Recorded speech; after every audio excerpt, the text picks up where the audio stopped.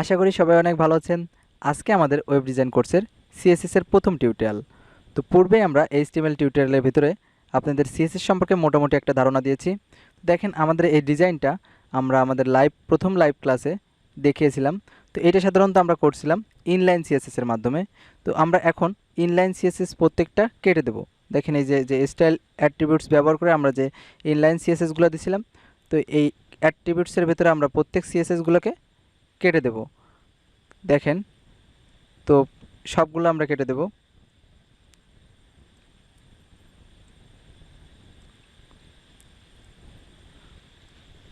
So inline বলেন, তারপরে internal বা এক্সটার্নাল সিএসএস যেইটাই বলেন না কেন, সবগুলোর কাজটা কিন্তু সেম।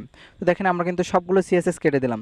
তো সিএসএস কেটে দেওয়ার পরে দেখেন আমাদের রেজাল্টে যাই, দেখেন আমাদের কিন্তু কোনো স্টাইল নেই, অর্থাৎ শুধুমাত্র আমরা টেক্সটগুলোকে দেখতে পারতেছি। অর্থাৎ যে এইচটিএমএল এর ভিতরে যে এলিমেন্ট নিয়েছিলাম, অর্থাৎ যে টেক্সটগুলো নিয়েছিলাম, মূলত এইগুলাই আমরা শুধুমাত্র দেখতে পাচ্ছি। তো দেখেন সিএসএস ছাড়া কিন্তু আমরা এইভাবে এরকমই দেখতে পাবো। তো শুধুমাত্র সিএসএস দিয়ে এখন আমরা কন্ট্রোল জেড দিয়ে ব্যাকে আসি। দেখেন, তো ব্যাকে আসার পরে দেখেন আমরা কিন্তু সিএসএস প্রদান করছি। এখন সিএসএস কিন্তু আমরা দিচ্ছি। সিএসএস দেওয়ার পরে কেমন দেখায় দেখেন, সিএসএস দেওয়ার পরে এই যে স্টাইল, তো এই সিএসএস দ্বারাই সাধারণত যে কোনো স্টাইল আপনারা করতে পারবেন। আপনাদের ইচ্ছা মতো সিএসএস দিয়ে যে কোনো স্টাইল আপনারা প্রদান করতে পারবেন। তো এইটাই হচ্ছে মূলত সিএসএস এর কাজ। তো দেখেন আজকে আমরা একটু অন্যরকম জিনিস দেখবো, সেটা হচ্ছে দেখেন আমরা এখন কেটে দিই ভিতরেরগুলো। তো বোর্ডের ভিতরে সব কিছু আমরা কেটে দিলাম। দেওয়ার পরে এর ভিতরে আমরা পি ট্যাগ নেব। তো পি ট্যাগের ভিতরে আই লাভ প্রোগ্রাম লিখি, আই লাভ প্রোগ্রাম। তো যে কোনো টেক্সট আপনারা লিখতে পারবেন। তো আমি এগুলোকে পি ট্যাগ, সম্পূর্ণ যে পি ট্যাগ আছে এটাকে আমরা কপি করি। তো কপি করলাম আমরা। কপি করার পরে কন্ট্রোল ভি দিয়ে পেস্ট করি। তো 4-5টা নিয়ে নেবেন আপনারা আপনাদের ইচ্ছা মতো। তো নেওয়ার পরে দেখেন, যেহেতু আমরা সিএসএস দেখব এবং সিএসএস এর সময় আমরা মূলত এক্সটার্নাল সিএসএসটাই মেইনলি দেখব, অর্থাৎ এখন থেকে আমরা সব কাজগুলো এক্সটার্নাল সিএসএস এর মধ্যে করার চেষ্টা করব। তো এক্সটার্নাল সিএসএস যেহেতু, তাহলে আমরা আলাদা একটা ফাইল নিয়ে নেব, অর্থাৎ এক্সটার্নাল সিএসএস দিতে হয় আলাদা একটা ফাইলের, অর্থাৎ সিএসএস ফাইলের ভিতরে। তো আমরা নিউতে গিয়ে নিউ ফাইল ক্রিয়েট করি। তো স্টাইল স্টাইল ডট সিএসএস। তো আপনারা স্টাইলের জায়গায় অন্য যে কোনো নাম দিতে পারবেন। তো সাধারণত আমরা স্টাইল দিয়ে থাকি, তো আপনারা আপনাদের ইচ্ছে মতো নাম দিতে পারবেন। বাট সিএসএস যে এক্সটেনশনটা আছে এটা অবশ্যই আপনাদের রাখতে হবে। তো আমি এন্টার প্রেস করার পরে দেখেন আমাদের সিএসএস আলাদা একটা ফাইল ক্রিয়েট হয়েছে। তো এখন একটা কাজ করি, আমরা দুইটা উইন্ডো ক্রিয়েট করার জন্য আমরা এই কোনায় এই যে এই বাটনটা আছে বা এই আইকনটা আছে, এই আইকনটা ক্লিক করি। দেখেন আমাদের, তো এই সিএসএসটা আমরা কেটে দিই। দেখেন দুই পাশে, এক পাশে index.html, অন্য পাশে style.css। তাহলে দুইটা উইন্ডো নিলে আমাদের দেখতে সুবিধা হবে, দেখে দেখে আমরা সিএসএস দিতে পারবো। তো এক্সটার্নাল সিএসএস এবং ইন্টারনাল সিএসএস সেম উপায় দিতে হয়। তো দেখেন, তো এক্সটার্নাল সিএসএস বা ইন্টারনাল সিএসএস দেওয়ার উপর হচ্ছে প্রথম হচ্ছে আমাদেরকে সিলেক্ট করতে হবে কাকে আমরা স্টাইল দেব। তো দেখেন আমরা এই টেক্সটের ভিতরে আমরা স্টাইল দেব। দেখেন এখানে কিন্তু সবগুলো পি ট্যাগের ভিতরে আছে।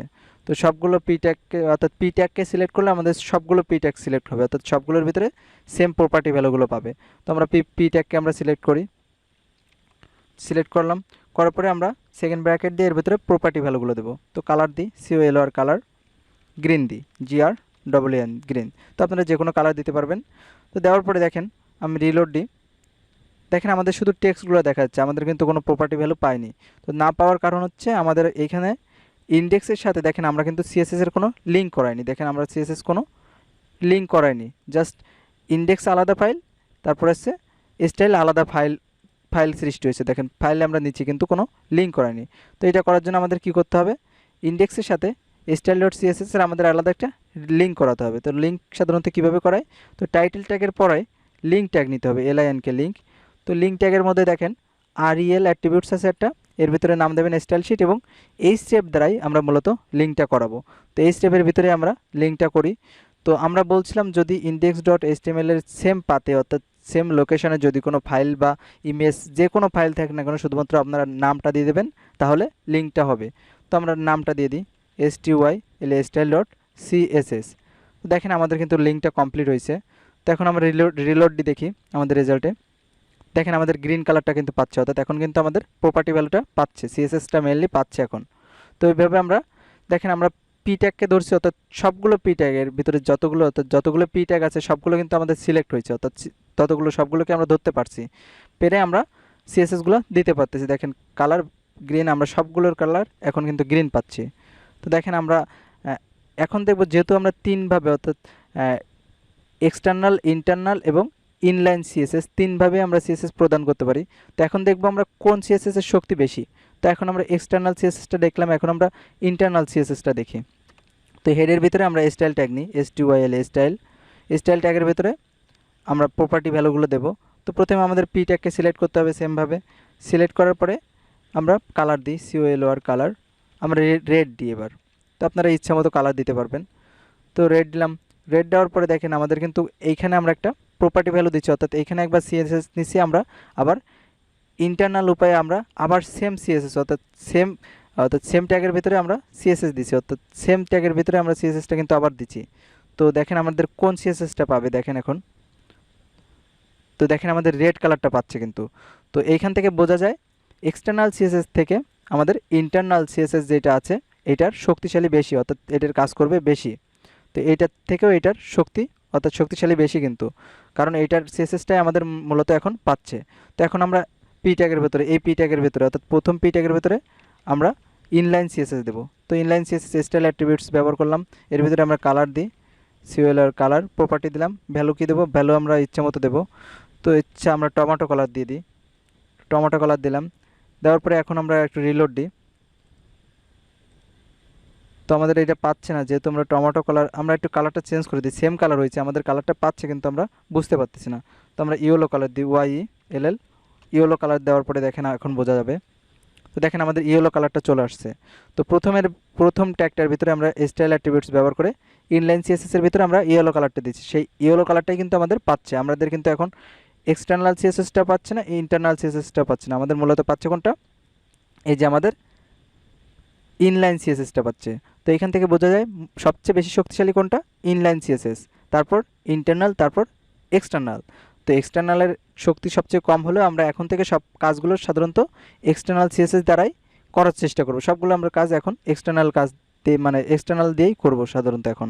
দেখেন তো এখন আমরা আরও একটা কাজ করি, সেটা হচ্ছে তো এটাকে আমরা আবার আনি, নিয়ে আমরা ইনলাইন সিএসএস এবং ইন্টারনাল সিএসএসটা কেটে দেব।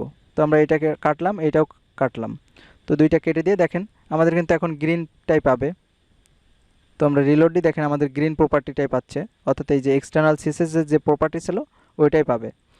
তো আর একটা কাজ করি আমরা, দেখেন আমাদের কিন্তু পি ট্যাগকে সিলেক্ট করছি, তো সবগুলো পি ট্যাগের ভিতরে সেম কালারটা কিন্তু পাইছে, সবগুলো গ্রিন।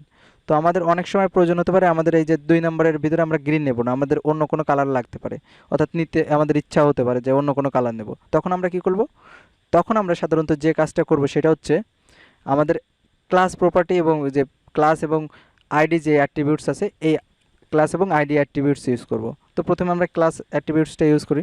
তো CLASS ক্লাস অ্যাট্রিবিউটসটা ব্যবহার করলাম, করার পরে ক্লাসের একটা নাম দিতে হবে। কি নাম দেব, আমরা এটা রেড নাম দিই। তো আপনারা যে কোনো নাম দিতে পারবেন, ক্লাসের নাম আপনাদের ইচ্ছা মতো দিতে পারবেন। তো আমি রেড নাম দিলাম, কারণ আমরা এখন এই টেক্সটকে রেড করব। তো আপনারা যে কোনো নাম দিতে পারবেন। তো রেড আমরা এটাকে কপি করে, আচ্ছা কপি করার দরকার নেই। তো এখন আমাদের কি করতে হবে, ক্লাসের নামটাকে ধরতে হবে। আমরা এখন পি ট্যাগকে ধরবো না, আমরা এখন ক্লাসের নামটাকে ধরলে আমাদের হচ্ছে। তো আমরা ক্লাসের নামটা ধরি RED রেড দিয়ে আমরা সেকেন্ড ব্র্যাকেট দিই, দেওয়ার পরে আমাদের প্রপার্টি ভ্যালু দিই COLOR কালার, আমরা রেডটা দিই।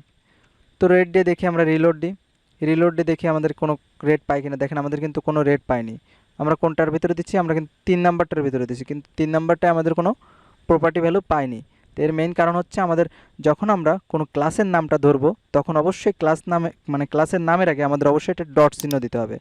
তো ক্লাসের নাম যখন আমরা ধরবো তখন অবশ্যই আগে আমাদের একটা ডট চিহ্ন দিতে হবে। এখন আমরা দেখি রিলোড দিয়ে, দেখেন আমাদের কিন্তু রেডটা পাচ্ছে। সো ক্লাসের নামে অবশ্যই আপনারা আগে ডট চিহ্নটা দিয়ে নেবেন। তো দেখেন আমাদের এইটা পাইছে। তো আমরা আরও একটা কাজ করি, ক্লাসের নামটা আর একটা ক্লাস নিই, CLASS ক্লাস নিয়ে আমরা যে কোনো একটা কালার দিই। এই জায়গায় আমরা গ্রিন দিয়েছিলাম, আমরা ইয়েলো দিই আবার, YELLOW ইয়েলো। দেখেন আমাদের ইয়েলো, যেহেতু আমাদের ইয়েলোটাকে আমরা আলাদাভাবে ধরতে পারবো, এখন ডট দেবো, তারপরে ইয়েলো YELLOW ইয়েলো, তারপর সেকেন্ড ব্র্যাকেট দিয়ে এরপরে প্রপার্টি ভ্যালু কালার দিয়ে আমরা ইয়েলো দিলাম। দেওয়ার পরে দেখবেন আমাদের যে লাস্টের আগেরটার অর্থাৎ লাস্টের আগেরটার আমাদের কালার কিন্তু ইয়েলো হয়েছে। তো এখন আমরা এর একটা কাজ করতে পারি, আমরা কালার দেবো না, আমরা ব্যাকগ্রাউন্ড কালার দিই। আচ্ছা কালার থাক ওইটা, ওর পরে আমরা ব্যাকগ্রাউন্ড কালার দিই। এর ভিতরে আমরা ব্যাকগ্রাউন্ড কালারটাও নিতে পারি।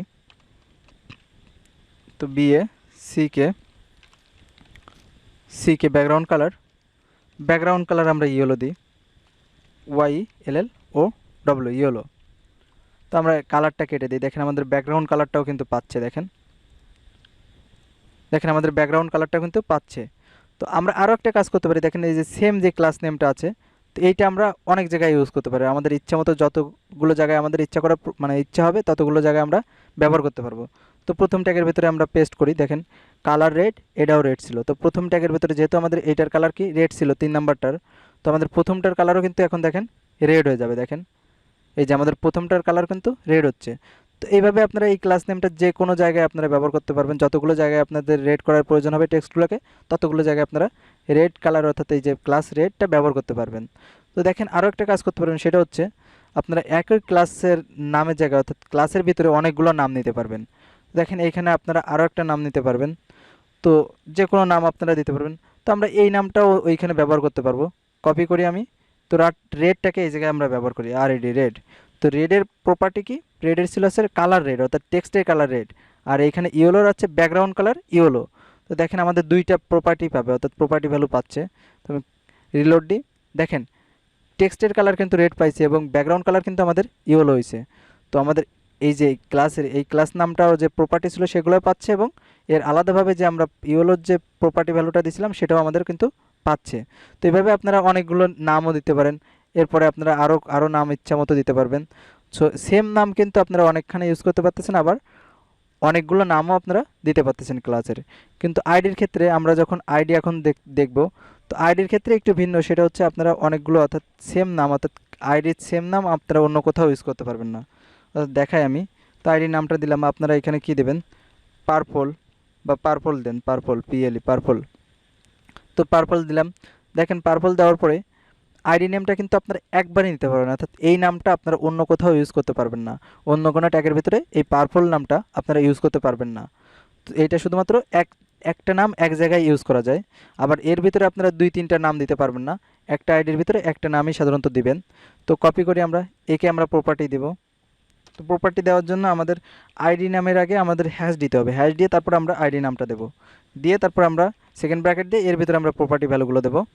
তো আপনারা এন্টার প্রেস করলে দেখবেন এই মাঝখানে একটু অর্থাৎ উপরে চলে যাবে একটা, নিচে চলে আসবে একটা সেকেন্ড ব্র্যাকেট, মাঝখানে স্পেস মানে আমাদের কার্সার চলে আসবে। তো এইভাবে সাধারণত দেখতে ভালো লাগে, এই জন্য আপনারা দিবেন এইভাবে ইচ্ছা হলে আপনাদের। তো এখানে আমরা কি করি, কালার দিই, COLOR কালার, আমরা কি দেবো, পার্পল দিই, PURPLE পার্পল। তো পার্পল দেওয়ার পরে আমরা রিলোড দিই, দেখেন তো আমাদের পাচ্ছে না, কাহিনী কি বুঝলাম না। তো আমরা লাস্টেরটাই পার্পল নিয়েছিলাম। কপি করি, পেস্ট করি, করার পরে কালার প্রপার্টি পার্পল দিলাম। তো পাওয়ার কথা আমাদের লাস্টেরটাই নিচ্ছি আমরা। এই যে দেখেন আমাদের, আচ্ছা আমাদের একটু সমস্যা হচ্ছে হয়তোবা। তো দেখেন, তো আমরা একটা কাজ করি, দেখেন আমাদের এই জায়গায় একটা স্পেস আছে, এটা আমরা কেটে দিই। দেখেন স্পেসটা কেটে দিলে হয়তোবা হতে পারে। দেখেন আমাদের কিন্তু এবার পাচ্ছে। তো আইডির ভিতরে আমাদের যে একটা স্পেস ছিল এইটা সাধারণত ধরতেছিল। দেখেন এখন কিন্তু আমাদের পাচ্ছে, আইডিটা ধরে আমরা কিন্তু কালার প্রপার্টি ব্যবহার করতে পারতেছি। তো শুধুমাত্র যে কালার প্রপার্টি ব্যাকগ্রাউন্ড কালার এইভাবে না, আপনারা অনেকগুলো প্রপার্টি ভ্যালু পাবেন, অর্থাৎ অনেকগুলো প্রপার্টি ভ্যালু আমি দেখাবো এর পর আস্তে আস্তে। তো সবগুলো প্রপার্টি আপনারা দিতে পারবেন, দিয়ে আপনারা বিভিন্ন স্টাইল সাধারণত এইভাবে করতে পারবেন। তো ঠিক আছে, আজকের টিউটোরিয়াল এই পর্যন্তই। সবাই সুস্থ থাকবেন, ভালো থাকবেন, ধন্যবাদ সবাইকে।